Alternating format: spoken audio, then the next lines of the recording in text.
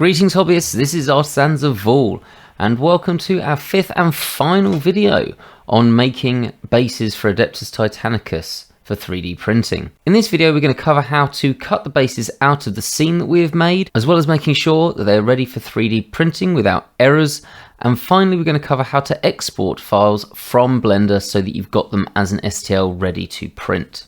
Before I go any further, I just want to say that I had fully intended on showing you how to make buildings for these blank areas that we'd left cut out. However, having done a couple of tests on this, I very quickly realised that I wasn't going to be able to cover this in one video to the extent where we're going to make a building that looks decent. In fact, it would probably really require an entire series on its own just to go through the different techniques required for making interesting sci-fi, grimdark buildings. If that is something people are interested in, do say so in the comments section. I'd happily look in the future to making a video on those, but realistically there just isn't the time to do that in this series without making the series an extra 3 videos long. And I just don't think that's what people probably want. So let's get back into this.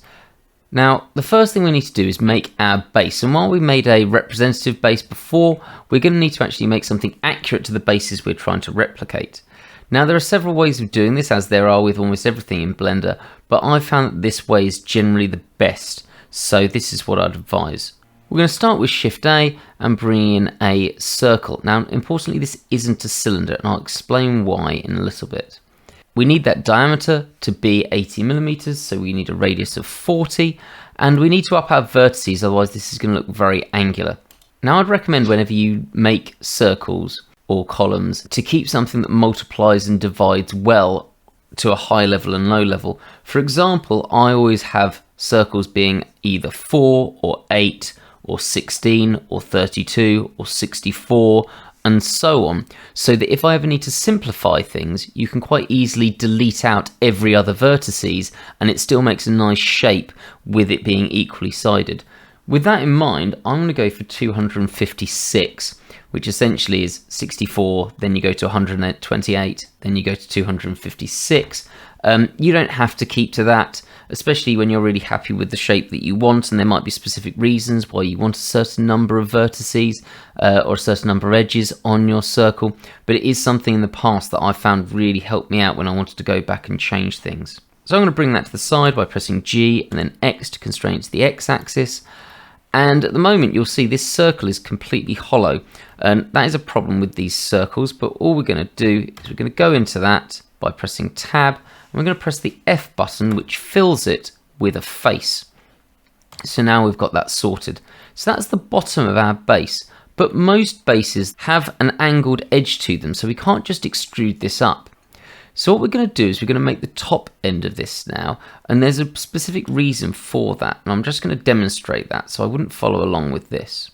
So if I go into edit mode by pressing tab 3 and I extrude this up, and if I want to make this smaller, I'm going to use the scale function. But as you can see in the top left hand corner, the scale function doesn't actually scale in millimeters, it scales as a fraction of what it is. So for example, anything bigger than it is 1 point something or 2 point something or so on, and anything smaller is under 1, which makes it really difficult to actually work out the exact sizing to get the base exactly the size that we want. So that is something that we want to avoid. So I'm just going to undo that. So instead what we're going to do is make the top face of this separately and then join them together. And this is actually really easy to do. But first of all, we want to make sure that we're making it directly in the center of this base. So I'm selecting the base, I'm going to press Shift and S, and I'm going to snap my cursor to selected, which will go automatically to the origin, which is in the middle. That means when we make a new circle, Shift A, Mesh, and Circle, it's going to be exactly on top. And when I change the radius out to be the correct size, we're going to have that perfectly centered. Now the correct size for this is 76.5, and obviously being a radius we want that divided by 2, and we can write that formula in, press enter, and it makes it the right size. Then I'm going to press G and Z to constrain it on the Z axis, and we want this 4 millimeters up, so I'm just typing in 4, hitting enter, and that is the correct size for our base. Now we're going to have to do the same thing again, tab into edit mode, and then press F to fill it, And then we need to make the sides. Now, importantly, because we did this without changing any of the parameters, these both have the same number of vertices around the outside. So this is going to actually join together really nicely, and all we're going to do is shift select both of them, press Ctrl and J, so they're now one object, which means that I can now tab into this, and all I'm going to do is join each of these together. Now, I could do this manually, but that would take a while. So instead, what I'm going to do is just select each edge by pressing Alt, and then Shift and Alt for the other one, and I'm just going to go up to the top menu, Edge, and Bridge Edge Loops. And that's automatically detected the best way to bridge these together, and being that it's the same number of vertices, it's made this nice perfect base. So what we're going to want to do is we're going to cut this base out of the scene that we've made. We're going to do that using a particular function called an intersection, and what that needs is for our area to be completely defined within one object that we want to keep. So essentially we need to add some additional height to this. So again, I'm going to tab into it, 3 to go into face mode, and I'm going to select this face, and all I'm going to do is extrude that up to a decent height so that everything's going to be included. Now you've got some choices to make here. Some people prefer this, if I go into side view, so that you essentially have a column of material coming from the top of the base, which looks perfectly nice. Other people, if I scale it, want to keep that angle that's on the edge of the base continuing up. Now I'm going to choose to use the column method just because some of these sections are quite high, and if we use the angled method, that's going to look a little bit odd when you've got this warhound trying to perch on the top of this tiny section of base. So I'm going to keep that like that. But if you want to do it the angled version, you're very welcome to. Now there is one other problem that we're going to have by doing it this method, and you can see that if I go into my viewport overlays and face orientation, you can see that this bottom face is actually facing the wrong way, and that's just a sort of product of the way this was created, but it's really easy to fix, as we've done in the previous video. Tab into it, A to select everything, mesh, and then we're going to normals and recalculate outside, and it's fixed. Tab out of that and get rid of that face orientation. Now we need to align our base to where we want to cut out of our scene. So I'm just going to move that over the top. And there are some choices here that you can make, but I've got one that I prefer. You're more than welcome to do it in a slightly different way to me. See what you like. So what we're going to do is we're going to turn snapping on, and this time we're going to go into face mode. So it snaps to a face. We're going to press G and Z to constrain it to the Z axis, and then I'm going to select one of the faces that's sort of my normal height of the tile. Notice we've got some that are a bit further down, a bit that are higher to make them look a little bit more interesting. So I'm selecting one of the more average ones, and then knowing that my base is 4mm thick, I'm going to turn off snapping, G, Z, 4 minus, and what that's going to do is it's going to mean my tiles are integrated into this sort of angled bit, but any other bits like this sort of raised up scene will be as part of the column. Now you could make this so that it actually goes all the way down so that the tiles are actually on top as well. It's entirely up to you what you like. Now comes the fun bit, deciding where we want to put our bases. So the first thing, I want one covering this sort of bit of damage. I really like that. I think it's going to be really interesting. So I'm going to go to view from above, Shift and Z so I'm in wireframe and can see everything, and G, and let's move that, I don't know, somewhere there. So we've got the corner. We've got this damage section there. That should look really interesting.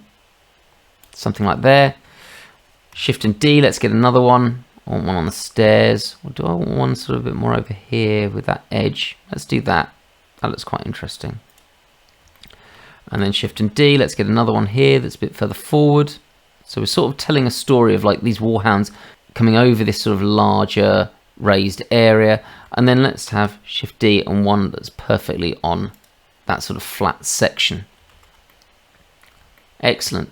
Now I will just sort of get the object that was representing a human, G, move that out of the way, and now I want to do a few checks on this because we want to try and avoid things like this, where a column's going to be sort of half cut on the base. Some people like it actually and don't have a problem with it. I'm not a huge fan, so all I'm going to do is select that, press G, Shift and Z, so it's not going to move up and down. We've constrained it to not move on the Z axis. I'm going to make sure that's being totally covered, and then I'm going to do the same over here. Let's have a look at that. So yeah, this is causing some problems here. That might be a difficult one to solve perfectly. So actually I might G, Shift Z, bring that a bit over here more. Let's check that. No, not cutting one there. And we're not cutting one here. Oh, yes we are. G, Shift Z. Let's move that back so we're just not. Perfect. Yep, that'll look much nicer. Let's check that over here with this one. Nope, that's fine there. Have a look over here. Yep, that's fine. Let's have a look at this one. See, again, this would look very odd. G, Shift Z. Let's move that this way. And we've got that all right here as well. Great. And then this one's going to be fine too, because we haven't got any of those columns. So we've got this pretty set up here. Obviously, we could have set these up in a different way. For example, having it over here so we can add those buildings in if we want to at a later date. Entirely up to you. And realistically, what's great about this is you could have made this scene bigger and it wouldn't have taken much longer, and you could have cut loads of bases out of it. Or equally, you could come back in and cut another set of bases out of this in different positions that would still look really interesting, because you haven't covered every little bit of detail here. So now we need to cut these out of the base itself, and this is where things get interesting. Now the first thing to do is just to do one last double check of everything. Before we do that, we need to activate an add-on by going to Edit and Preferences, where we'll come up with this window. And what you want to do is go to Add-ons, and then we need to find the 3D Print toolbox. So 3D dash, and it should come up. Notice if you don't put the dash and you put the space and print, it won't come up. So 3D dash, and then if you haven't got that checked, check that mesh 3D print toolbox thing. So I'm going to click on there, go to my 3D print, click check all, and there's no problems. I'll go to my main base or the scene, click check all, and there are some issues with this that we know is already here. That's probably always going to be the way, and we can see we've got some intersecting faces here and some non-flat faces. Now, as long as this doesn't affect the boolean that we're going to do later, we can actually leave those and fix them at a later date, so we're not trying to fix everything on the whole of this scene. The only ones that we'd need to fix immediately are those top two, the non-manifold edges and these bad edges. That would be a problem, and it would cause the booleans to go wrong. But at this point, this should be fine. We'll see how we go. We could come in and fix these if we need to, but I don't think we will. So how we cut these out is we use a boolean. So I'm going to click on the base that I want, so this first one, add a modifier, boolean, just like we've done before, but this time we want an intersect boolean, which essentially takes everything that's overlapping. So we're going to have everything that's overlapping between this column and our base here. So I'm going to take the dropper bottle, click on the scene, and you'll see that the base has disappeared and it's cut itself out of our scene. Okay, we can have another look at where everything is. Cool, pretty happy with that. So I'm going to click apply all, and now we've got our base. If I press G, you can see that now. That's what our base looks like. Okay, pretty nice stuff. We've got that damage there that's interesting. We've got all of this extra detail, and we could easily have a Titan stepping from the raised area to the lower area, or equally the reverse. Right, let's Control Z to put it back to where it was so we can see everything together. And we're just going to go through and do that the same for the others.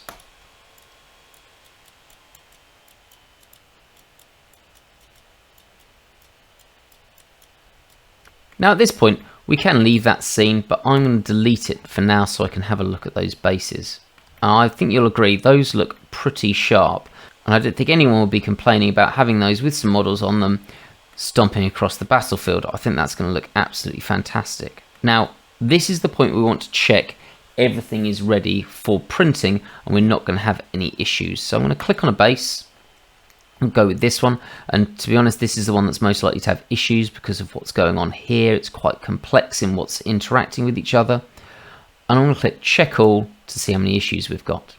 So straight away, we've got some intersecting faces and we've got a lot of non-flat faces. Now, non-flat faces aren't actually the biggest issue if you know how to solve them. If I tab into this, and press 1.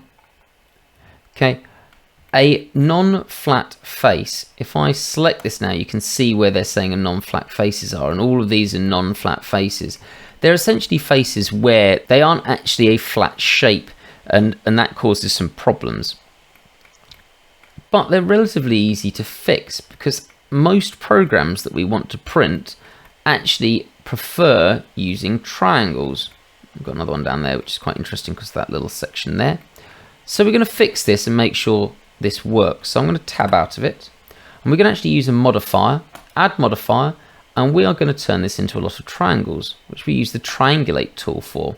Now, you don't really need to change this. It should be fine the way it is. Okay, with the quad method being shortest diagonal. Okay, ngod method is beauty. Don't even know what that does. I just know that it works. And the minimum vertex being 4. Okay, going to click apply all. And all I'm going to do is check again. And suddenly, all of those issues are gone. Okay, thin faces aren't a problem. It just means they're quite small. Same with 0 faces, not an issue. The non-flat faces, which are an issue, are gone. Intersecting faces, which are an issue, are gone. But we have gained some non-manifold edges, which we do need to fix. So let's tab into this. Now, I will guess that this is probably going to be in this area here. It is the most complex area. And I'm going to click on that so it highlights it. And you'll notice it's really difficult to see here. So I like pressing Shift and Z so I can see them because it should be yellow. Right, there we go. Here's one. So found one already just here. So we'll go through how to fix this. I'm going to press Shift and Z to go out of wireframe mode. And I'm going to go into 1. And you can see here, this is the problem. Look, we've got this tiny sort of edge here that's probably causing some problems. So all I'm going to do is select that vertex and that vertex, and I'm going to combine them together. So what I want is, and you can do this in whatever order, but I'm going to click on that vertex, then that one, and I'm going to press M, and I want to merge at the last. So now those two have merged together at the one that was last selected, essentially the active one. Click check all again. There we go, that's fixed all of that. Okay, the 3 edge problems was there, and then everything's sorted. I was actually expecting slightly more issues than that, but that way of merging vertexes together generally solves most problems. Let's go out. Let's check the next one. Again, we've got some intersecting faces. Let's see if triangulating solves it all. Apply all, check again, and all solved. Same again, triangulate, apply, check again, all solved, and the final one,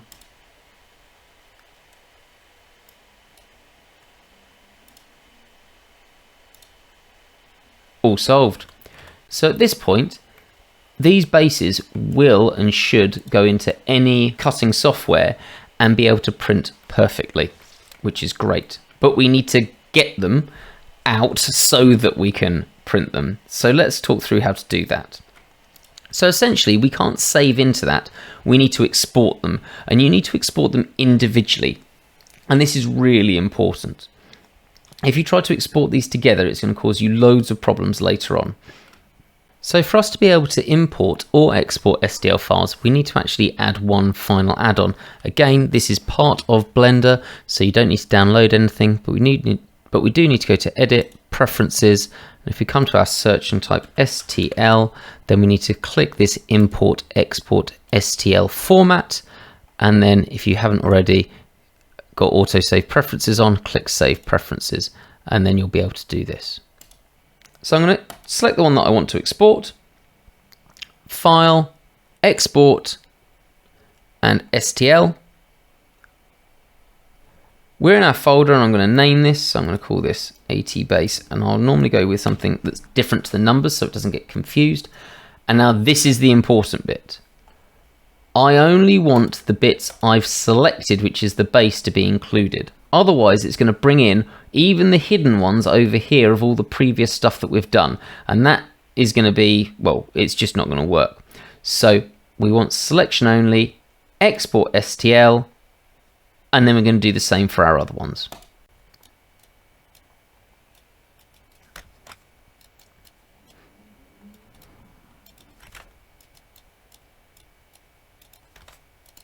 And that should be everything ready to go. So let's just check that that's worked and everything's fine. So here we are in Lychee Slicer. That's the slicer I prefer to use. Navigate to the files that I want. Let's go with base A, open that.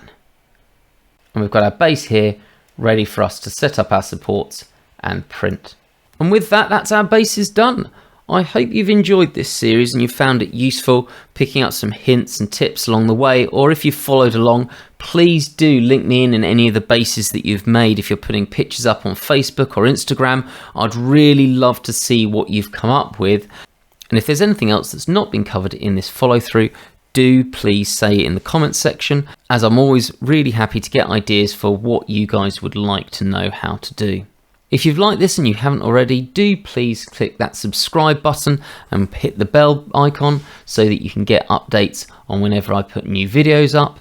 I hope that's given you a nice introduction and started you on your way to a really fun future sculpting things in this excellent program.